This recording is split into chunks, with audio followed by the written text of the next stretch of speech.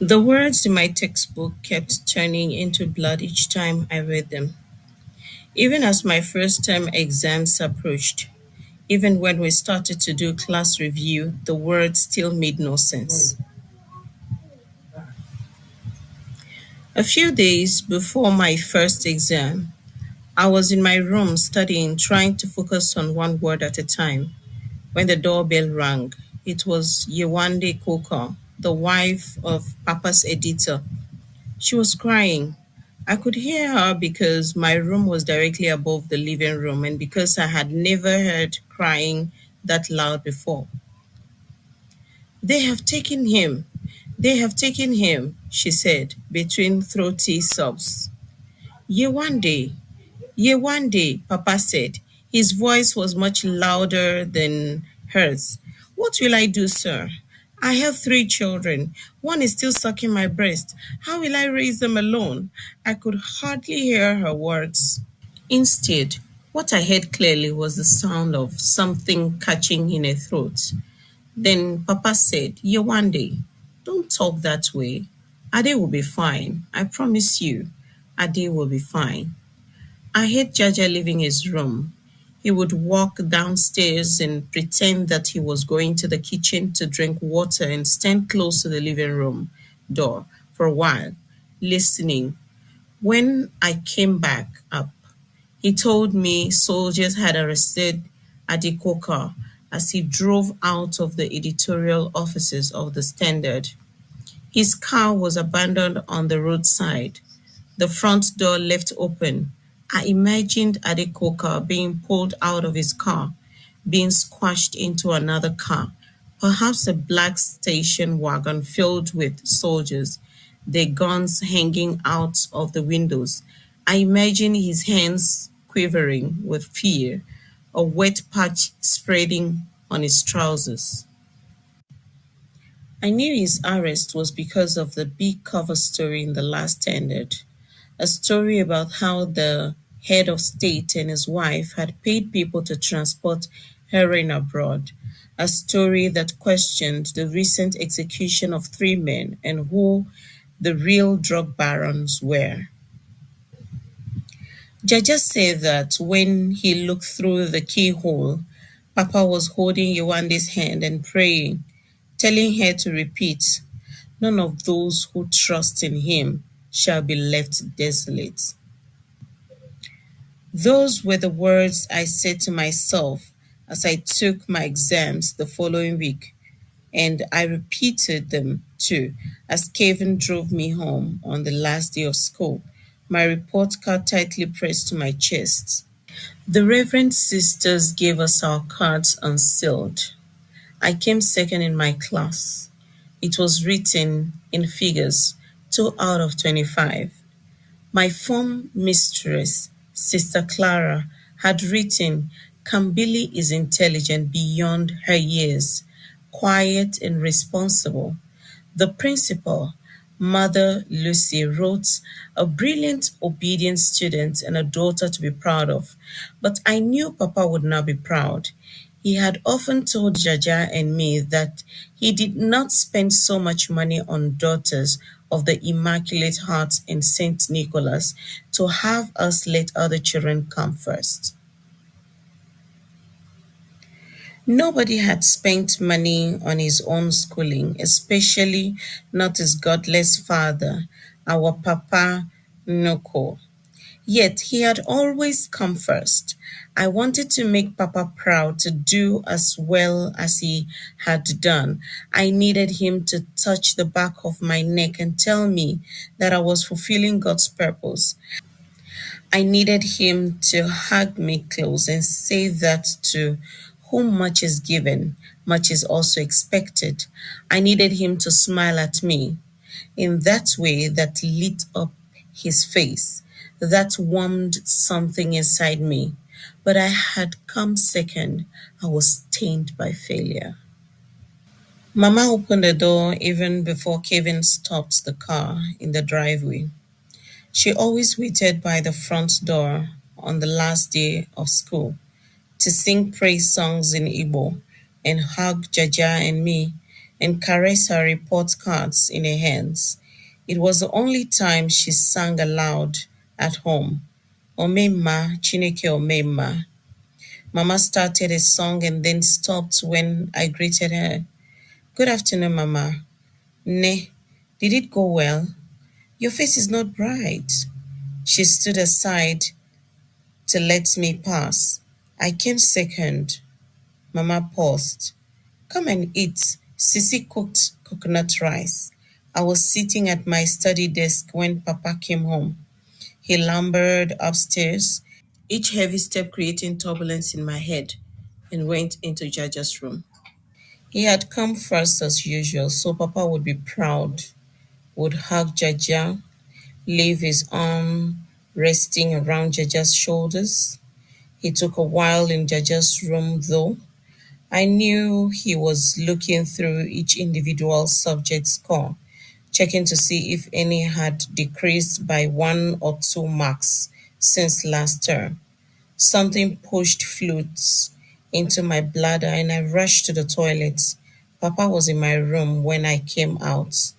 Good evening, Papa. No. Did school go well?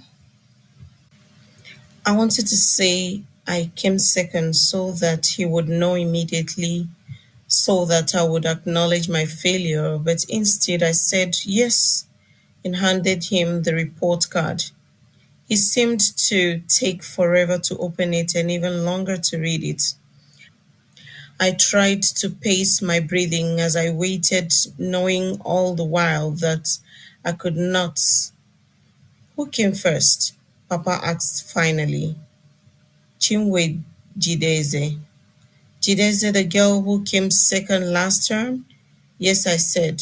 My stomach was making sounds, hollow rumbling, sounds that seemed too loud, that would not stop even when I sucked in my belly.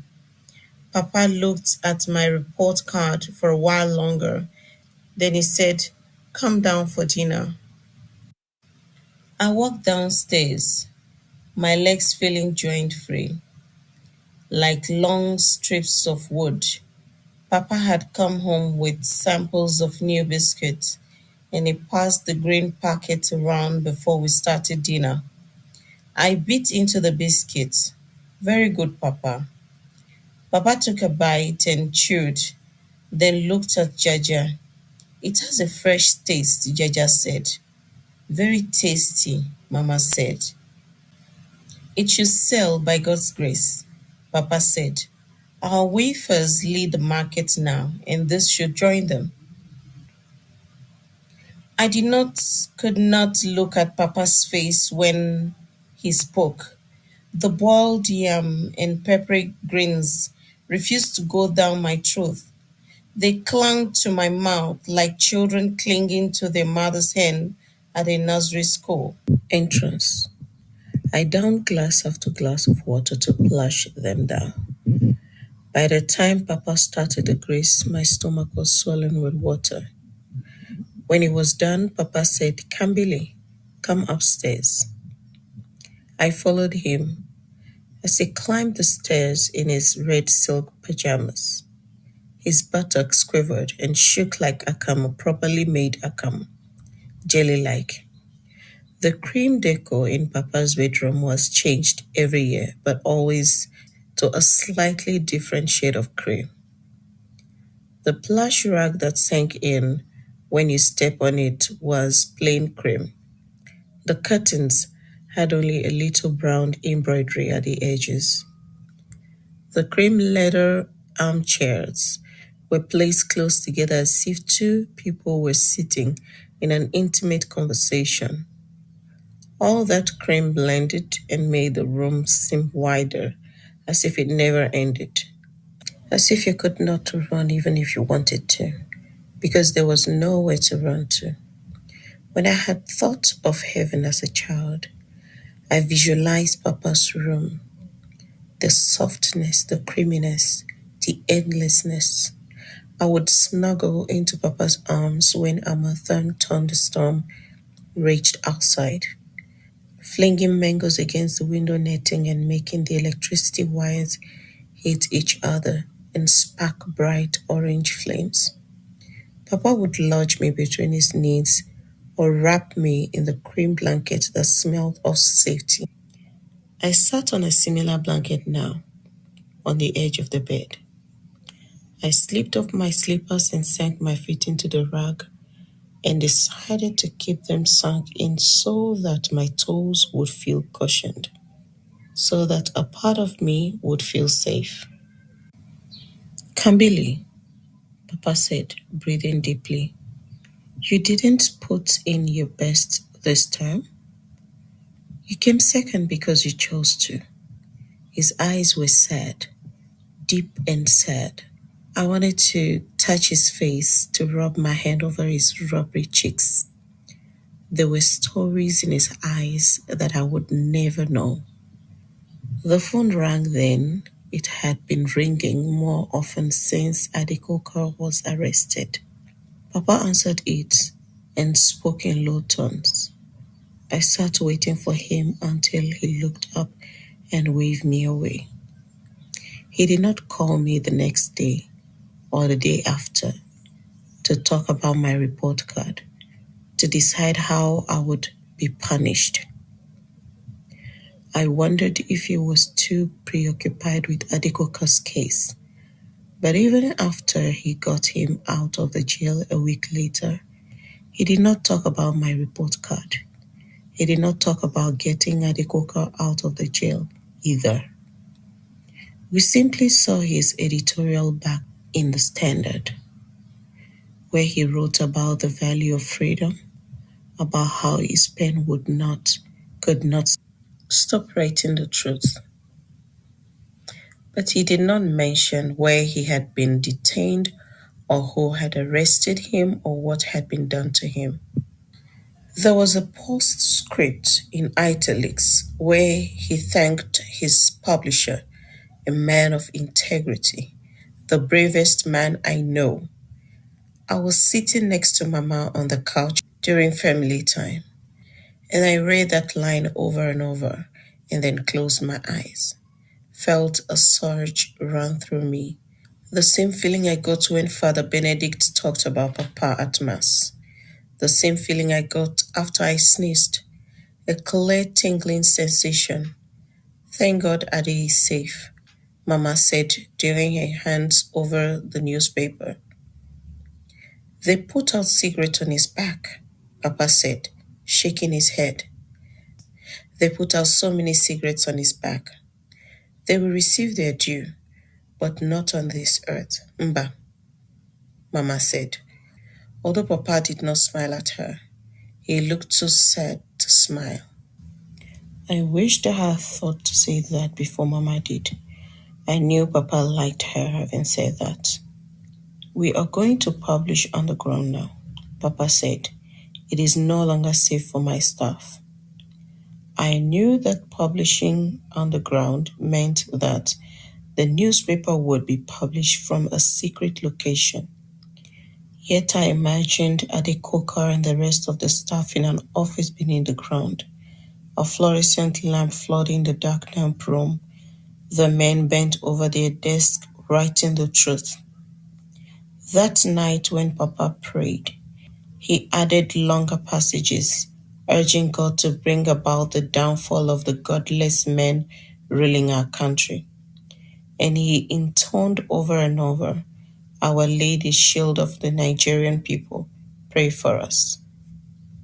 The school break was short, only 2 weeks, and the Saturday before school resumed, Mama took Jeje and me to the market to get new sandals and bags. We didn't need them. Our bags and brown leather sandals were still new, only a term old, but it was the only ritual that was ours alone. Going to the market before the start of each new term, rolling the car window down as Kevin drove us there without having to ask permission from Papa.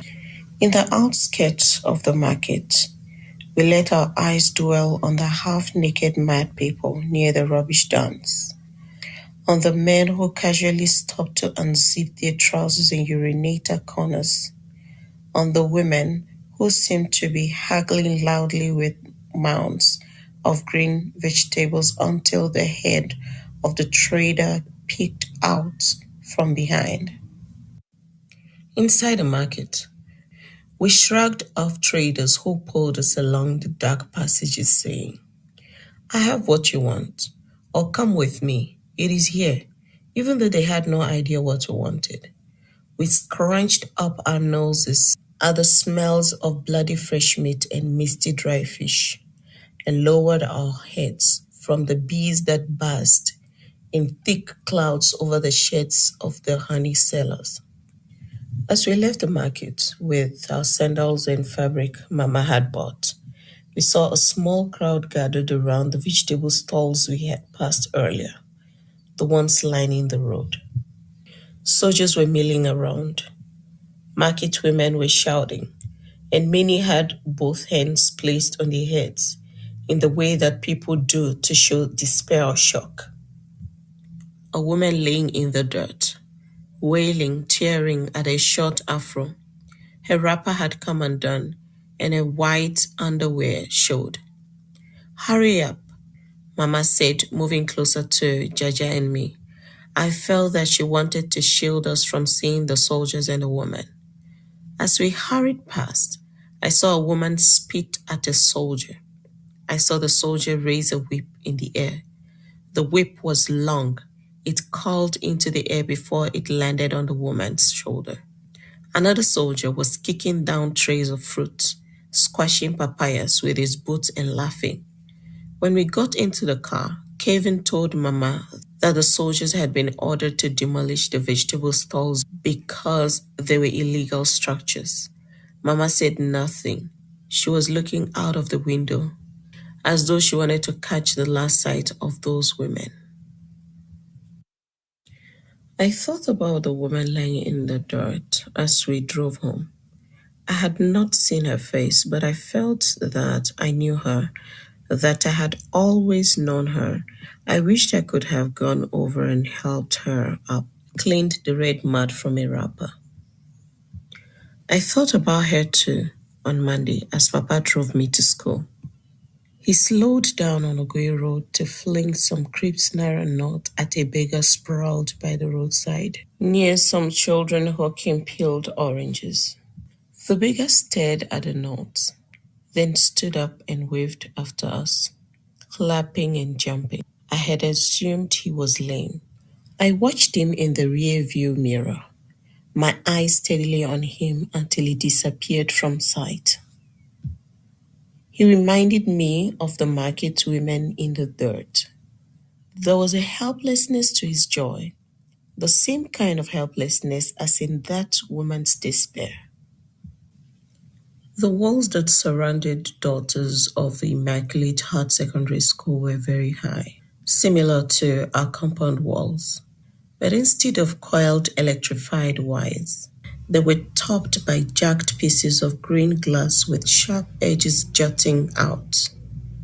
Papa said the walls had swayed his decision when I finished elementary school. Discipline was important, he said. You could not have youngsters scaling walls to go into town and go wild the way they did at the federal government colleges. These people cannot drive, Papa muttered when we got to the school gate, where cars nosed up to each other honeying. There is no prize for being first to the gate into the school compound. Hawkers, girls much younger than I, defied the school gate men, edging closer and closer to the cars to offer peeled oranges and bananas. In groundnuts, their moth-eaten blouses slipping off their shoulders. Papa finally eased the car into the wide school compound and parked near the volleyball court beyond the stretch of manicure lawn. Where is your class? He asked. I pointed to the building by the group of mango trees. Papa came out of the car with me, and I wondered what he was doing, why he was here, why he had driven me to school, and asked Kevin to take Jaja. Sister Margaret saw him as we walked to my class. She waved gaily, from the midst of students and a few parents, then quickly waddled over to us. Her words flew generously out of her mouth. How was Papa doing? Was he happy with my progress at Daughters of the Immaculate Heart? Would he be at the reception of the bishop next week? Papa changed his accent when he spoke, sounding British, just as he did when he spoke to Father Benedict. He was gracious in the eager to please way that he always assumed with the religious, especially with the white religious. As gracious as when he presented the check for refurbishing the Daughters of the Immaculate Heart Library. He said he had just come to see my class, and Sister Margaret told him to let her know if he needed anything. Where is Chinwe Jideze? Papa asked when we got to the front of my class. A group of girls stood at the door talking. I looked around, feeling a weight around my temple. What would Papa do? Chinwe's light-skinned face was at the center of the group, as usual. She's the girl in the middle, I said. Was Papa going to talk to her? Yank at her ears for coming first? I wanted the ground to open up and swallow the whole compound. Look at her, Papa said. How many heads does she have? One. I did not need to look at her to know that, but I looked at her anyway. Papa pulled a mirror, the size of a powder compact, from his pocket. Look in the mirror. I stared at him. Look in the mirror. I took the mirror, peered at it. How many heads do you have? Well, Papa asked, speaking Igbo for the first time. One. The girl has one head too. She does not have two. So why did you let her come first? It will not happen again, Papa.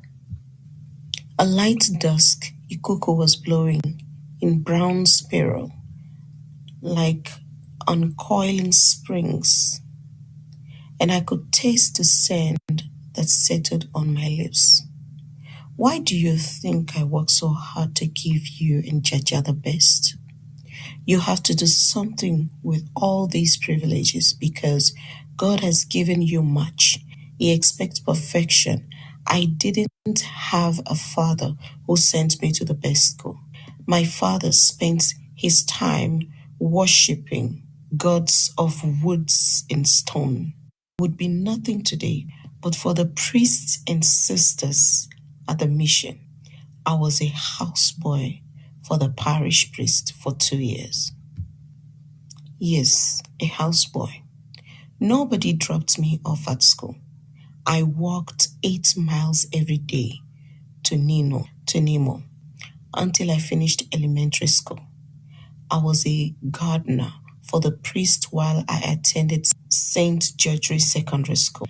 I had heard this all before, how hard he had worked, how much the missionary reverend sisters and priests had taught him, things he would never have learned from his idol-worshipping father, my Papa Noko.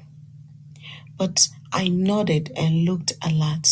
I hope my class girls were not wondering why my father and I had chosen to come to school to have a long conversation in front of the classroom building. Finally, Papa stopped talking and took the mirror back. Kevin will be here to pick me up, he said. Yes, Papa. Bye. Read well. He hugged me, a brief side hug. Bye, Papa. I was watching him walk down the path bordered by flowerless green bushes when the assembly bell rang. Assembly was raucous, and Mother Lucy had to say, Now, girls, may we have silence a few times.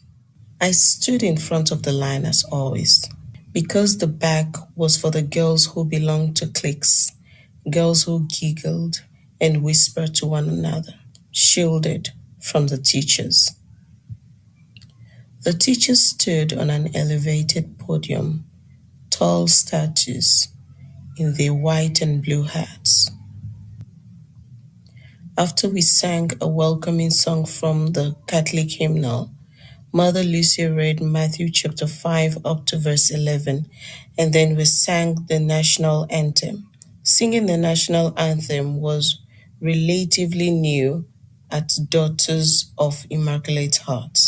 It had started last year because some parents were concerned that the children did not know the national anthem on the pledge. Because some parents were concerned that their children did not know the national anthem or the pledge. I watched the sisters as we sang. Only the Nigerian Reverend sisters sang, teeth flashing against their dark skins. The white Reverend sisters stood with arms folded, or lightly touching the glass rosary beads that dangle at their waist, carefully watching to see that every student's lips moved. Afterward, Mother Lucy narrowed her eyes behind her thick lenses in scandal lines. She always picked one student to start the pledge before the other joined in. Kambili Achike, please start the pledge, she said. Mother Lucy had never chosen me before. I opened my eyes, but the words would not come out. Kambili Achike. Mother Lucy and the rest of the school had turned to stare at me. I cleared my throat, willed the words to come. I knew them, thought them, but they would not come. The sweat was warm and wet under my arms. Kambili, finally, stuttering, I said, I pledge to Nigeria, my country, to be faithful, loyal, and honest. The rest of the school joined in, and while I mouthed along, I tried to slow my breathing. After assembly, we filed to our classrooms. My class went through the routine of settling down, scraping chairs, dusting desk, copying the new timetable written on the board. How was your holiday, Kambili? Ezine leaned over and asked, Fine. Did you travel abroad? No, I said. I didn't. I didn't know what else to say, but I wanted Ezine to know that I appreciate that she was always nice to me, even though I was awkward and tongue-tied. I wanted to say thank you for not laughing at me and calling me a backyard snob, the way the rest of the girls did. But the words that came out were, Did you travel? Ezine laughed. Me? Or Diego? It's people like you and Gabriela and Chingwe who travel, people with rich parents. I just went to the village to visit my grandmother. Oh, I said. Why did your father come this morning? I I I stopped to take a breath because I knew I would stutter even more if I didn't. He wanted to see my class. You look a lot like him. I mean, you are not big, but the features and the complexion are the same, Ezine said. Yes, I heard Chinwe took the first position from you last term. Abi? Yes. I'm sure your parents didn't mind. Ah, you have been coming first since we started class 1. Chinwe said her father took her to London. Oh, I came fifth. It was an improvement for me because I came 8th in the term before. You know, our class is very competitive. I used to always come first in my primary school. Chinwe Jidezi came over to Ezine's table then. She had a high, bird-like voice. I want to remain class prefect this term. Ezi Butterfly. So make sure you vote for me. Chinwe said. Her school skirt was tight at the waist, dividing her body into 2 rounded halves like the number 8. Of course, Ezine said. I was not surprised when Chinwe walked past me to the girl at the next desk and repeated herself. only with a different nickname that she had thought up. Chinwe had never spoken to me, not even when we were placed in the same agricultural science group to collect weeds for an album. The girls flocked around her desk during short break, their laughter ringing out often. Their hairstyle were usually exact copies of hers, black thread covered sticks if Chinwe wore a siowu that week, or zigzagging cornrows that ended in a ponytail atop their heads if Chinwe wore shuku that week. Chinwe walked as if there were a hot object underfoot, raising each leg almost as soon as her other foot touched the floor. During long break, she bounced in front of a group of girls that went to the tack shop to buy biscuit and coke.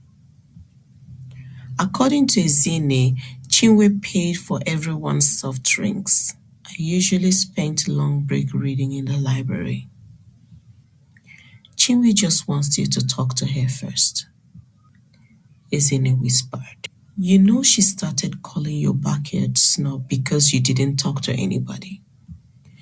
She said just because your father owns a newspaper and all those factories does not mean you have to feel too big. Because her father is rich too. I don't feel too big. Like today at the assembly, she said you were feeling too big. That was why you didn't start the pledge the first time Mother Lucy called you. I didn't hear the first time Mother Lucy called me. Why didn't you start the pledge the first time Mother Lucy called you? I didn't hear the first time Mother Lucy called me. I'm not saying you feel too big. I'm saying that is what Chinwe and most of the girls think. Maybe you should try to talk to her.